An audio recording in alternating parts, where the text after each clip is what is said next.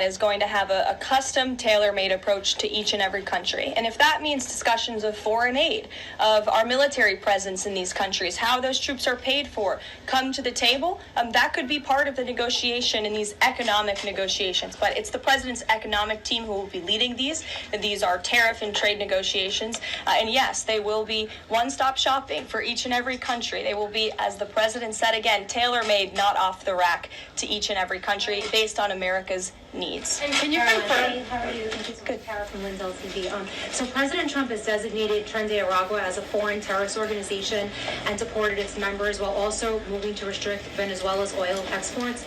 Is the administration preparing additional military or economic actions against Venezuela and the Maduro regime? And my second question is about Supreme Court Justice Amy Coney Barrett. Is the administration have a comment on her decision to go with the liberals and go actually with the Tren de Araguas?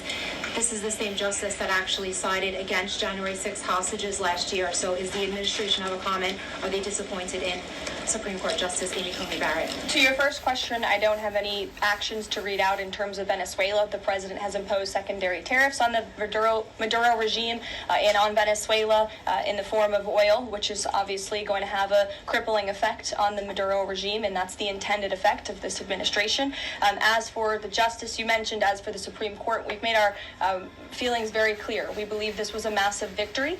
Certainly, we wish this was a 9-0 decision because we firmly believe that the president was well within his constitutional authority, and the Supreme Court made that very clear last night, and they put Judge Boasberg in his place. We called on the Supreme Court to rein in these judges who are acting as judicial activists, not real arbiters of the truth and the law, and that's exactly what we saw the Supreme Court do yesterday. Christian. Thanks, Caroline. Now that the president's reciprocal tariffs are here, going into effect tomorrow, what's the status of the ERS? When will they actually start collecting revenue? And will that be nested under CBP or somewhere else entirely? It's something Secretary Lutnick has taken up, so I defer you to the Department of Commerce, but it's something that he and the president believe quite strongly in, and it's a promise that they intend to keep to the American people. people. Real quickly, can you explain why the president opted to send Secretary Hegseth to the dignified transfer last week instead of attending himself? Sure. The Secretary Hegseth was there to represent the administration. The president has expressed his condolences to these families, as have I from this podium. Shelby. Thank you.